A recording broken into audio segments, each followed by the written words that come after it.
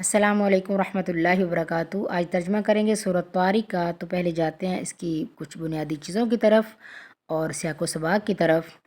الطارق، طریق کا معنی راستہ اور طارق بمعنی راستہ پر چلنے والا، مگر عرف عام میں طارق بالخصوص اس مسافر کو کہتے ہیں جو صرف رات کو آئے، اور ستارے کو طارق اس لیے کہا جاتا ہے کہ وہ رات کو ہی ظاہر ہوتا ہے۔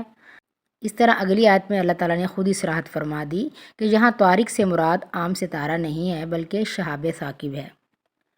قرآن قول فصل ہے۔ اللہ تعالیٰ قسمیں کھا کر چیزوں کو گواہ بناتے ہوئے ان کی طرف غور و فکر کی دعوت دیتے ہیں۔ چمکتے تارے کے بارے میں اللہ تعالیٰ فرماتے ہیں، تمہیں کیا پتہ یہ رات کو آنے والا چمکتا ستارہ کیا ہے؟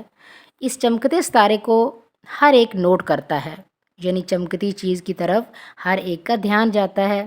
جس طرح تم اس کو دیکھ رہے ہو اسی طرح قیامت کے دن اور حقائق بھی دیکھو گے۔ اللہ تعالیٰ خود ہی ہر جان کی نگرانی فرما رہے ہیں اور فرشتے بھی مقرر کر رکھے ہیں۔ پھر انسان یہی دیکھ لے وہ کس چیز سے پیدا کیا گیا، اچھلتے پانی سے پیدا کیا گیا، اور وہ خالق اسے دوبارہ پیدا کرنے پر بھی قدرت رکھتا ہے۔ تو آگے ہم کرتے ہیں اس کا ترجمہ، مزید اس کی تفصیل جو ہے وہ ہمیں تفسیر سے ملے گی۔ بسم اللہ الرحمن الرحیم، شروع اللہ کے نام سے جو بڑا مہربان نہایت رحم والا ہے۔ والسماء والطارق، قسم ہے آسمان کی اور اندھیرے میں روشن ہونے والے کی۔ وما ادراک ما الطارق، تجھے معلوم بھی ہے کہ وہ رات کو نمودار ہونے والی چیز کیا ہے۔ النجم الثاقب، وہ روشن ستارہ ہے۔ کل نفس لما علیہا حافظ، کوئی ایسا نہیں جس پر نگہبان فرشتہ نہ ہو۔ فَلْيَنظُرِ الْإِنسَانُ مِمَّا خُلِقَ، انسان کو دیکھنا چاہیے کہ وہ کس چیز سے پیدا کیا گیا۔ خُلِقَ مِن مَاءٍ دَافِقٍ، وہ ایک اچھلتے پانی سے پیدا کیا گیا۔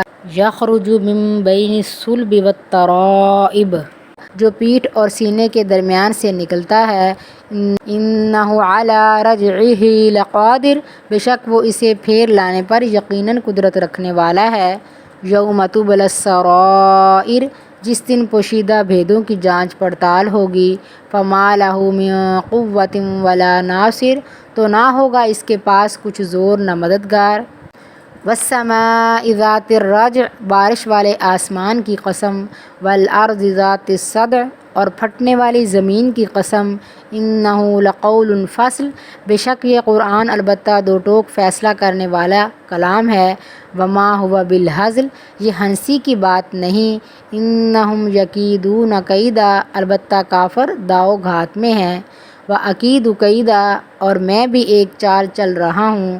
فمہل الکافرین امہلہم رویدا، تو کافروں کو مہلت دے، انہیں تھوڑے دنوں چھوڑ دے۔ وما علینا الا البلاغ المبین۔ السلام علیکم ورحمۃ اللہ وبرکاتہ۔ جزاکم اللہ خیرا۔